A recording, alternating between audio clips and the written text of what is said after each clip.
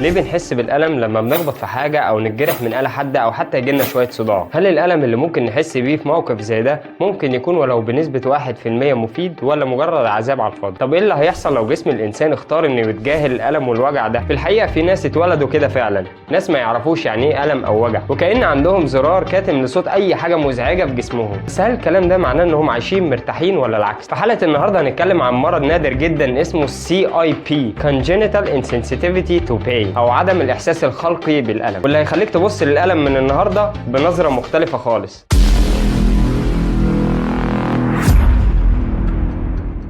السلام عليكم، اهلا بكم في حلقه جديده من قناه فضول، واللي هيكون وسيلتنا عشان نستكشف العالم من حوالينا. في تقرير نشرته هيئه الاذاعه البريطانيه BBC بعنوان The Agony of Feeling of Pain، التقرير كان بيتكلم عن شخص اسمه ستيفن بيت. ستيفن صديقه الفضولي اتولد في واشنطن بالولايات المتحده زيه زي اي طفل عادي، لكن في سن ال5 شهور ابوه بدا يلاحظ عليه تصرفات غريبه شويه. من ضمن التصرفات دي هي انه كان بيعض لسانه في فتره التسنين بشكل مبالغ فيه، لدرجه انه فقد جزء من لسانه. والملفت في الموضوع ان ستيفن ما كانش باين اي نوع من انواع الانزعاج او الالم. ستيفن كبر شويه وبدا يعمل تصرفات اغرب واغرب، زي انه يحط ايده في الميه المغليه او انه ينط من على سلالم عاليه، لدرجه انه كسر مشط رجله في مره من المرات، وفي مره تانية كسر رجله اثناء التزلج وما خدش باله من الاصابه غير لما الناس شافت دم على هدومه وقالت له. ابو ستيفن ما كانش مستوعب كم الاصابات اللي الواد بيتعرض لها. المهم ان هو قرر يعرضه على الاطباء، واللي اجروا ليه اختبارات غير تقليديه، زي ان هم يعرضوا جسمه لمصدر حراره لحد ما يفقفق شويه، وبداوا يشكشكوه بالابر في ظهره. وفي وسط كل ده ستيفن ما بينش اي ردة فعل، وده خلى الدكاتره يتاكدوا انه بيعاني من مرض CIP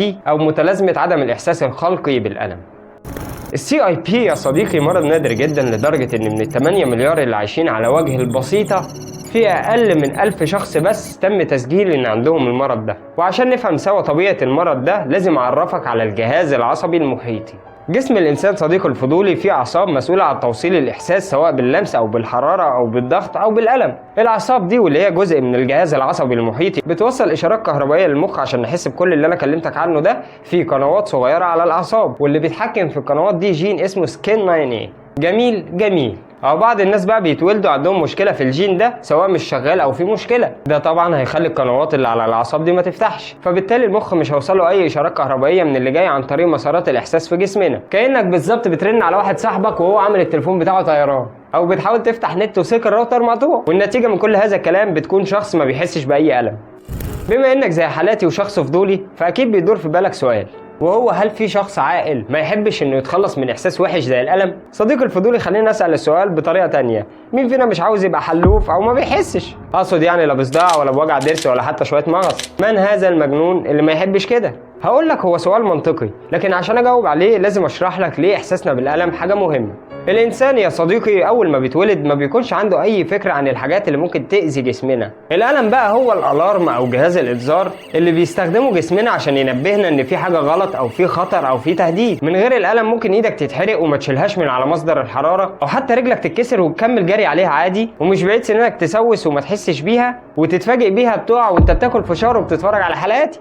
CIP بينتقل للطفل من الاب والام بشكل وراثي، وبيبان في الشهور الاولى للطفل، وضروري جدا اي ام تشوف العلامات دي تروح للمختصين فورا. علامات زي ان الطفل بيعض لسانه، او يقع يتعور لا قدر الله وما يعيطش، او يجيله التهابات او كسور وما ياخدش باله منها. وضروري نفهم ان الاطفال اللي عندهم CIP في الغالب بيعيشوا حياه اقل من الطبيعي بسبب الاصابات الخطيره اللي بيتعرضوا لها. وللاسف برضو المرض ده ملوش علاج لحد دلوقتي، لكن الاسره بتتعلم تتعامل بحذر وتراقب كل جرح او اصابه مهما كانت بسيطه. وده يخلينا نفهم ان الناس دي مش محظوظين خالص زي ما اي حد فينا ممكن يفتكر. ولازم نفهم كمان ان الالم مش عدو لينا، ده حارس لجسمنا. لو شلنا الحارس ده مين هيقول لنا ان في مشكله؟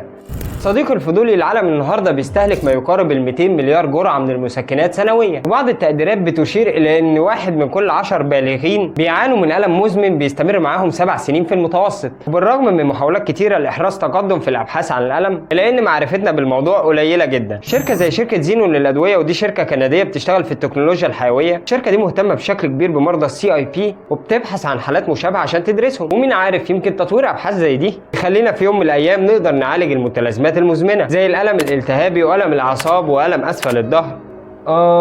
يا ظهري اللي وجعني من واقفه قدام الكاميرا عشان نفيد البشريه، او عشان الكشاف.